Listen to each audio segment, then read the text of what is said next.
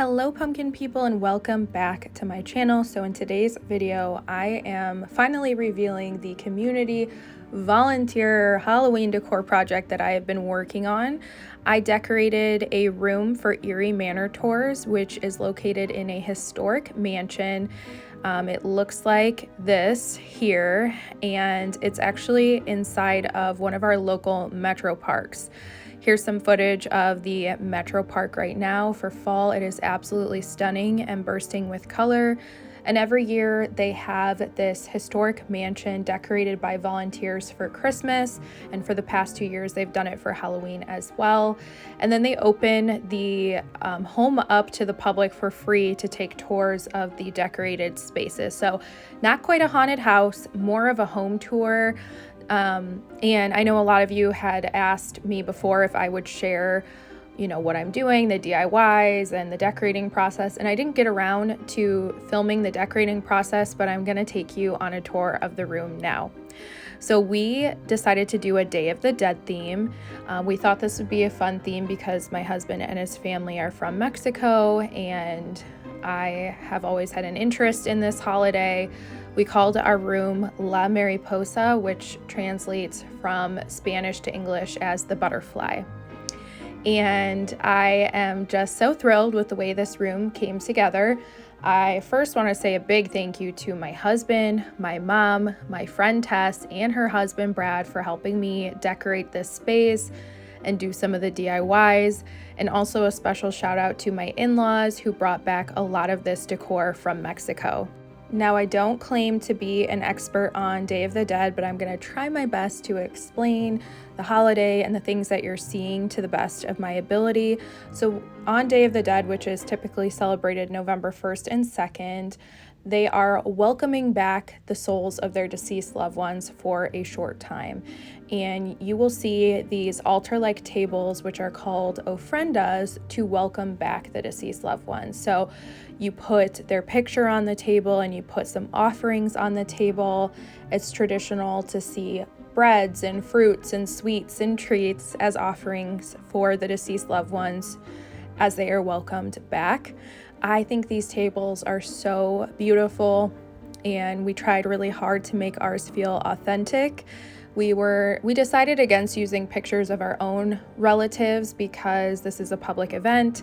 So my husband found some photos that he thought looked real and printed them off. So in case you're wondering if those were our relatives, they were not. But I'm really just so excited about the decor pieces that my in-laws brought back from their recent trip to Mexico. I had a couple of you guys reach out to me after I shared pictures and videos on Instagram saying that this took you back to when you have celebrated Day of the Dead, which meant so much to me because I wanted to really, try my hardest to make it as authentic as I could while putting my own spin on it. So I knew that I wanted to do a skeleton woman as a butterfly. I know you guys are probably familiar with sugar skulls, but a lot of times you'll see a skeleton woman, which they call Katrina. And so I knew I wanted to make one of those, a big life-size one, and surround her with a beautiful arch. Now, one thing I want to mention is that we had very strict rules on how we could decorate this space because it is a historic building. There's lots of antiques. Everything in the room is original. And so they don't remove a lot of stuff from the room. You have to work around the furniture and things that they have and the decor. And you cannot use any kind of adhesive. So no glue, no tape, no command hooks, no poster putty, no nails, nothing like that. So if you're seeing some things that seem odd, like how those banner flags were hung from photography backdrop stands, just know that everyone who is decorating these spaces is trying their hardest to be creative with the limitations that we are given. So I would have loved to do some of these things differently if I could use tape or I could use nails, but we don't want to damage historic pieces.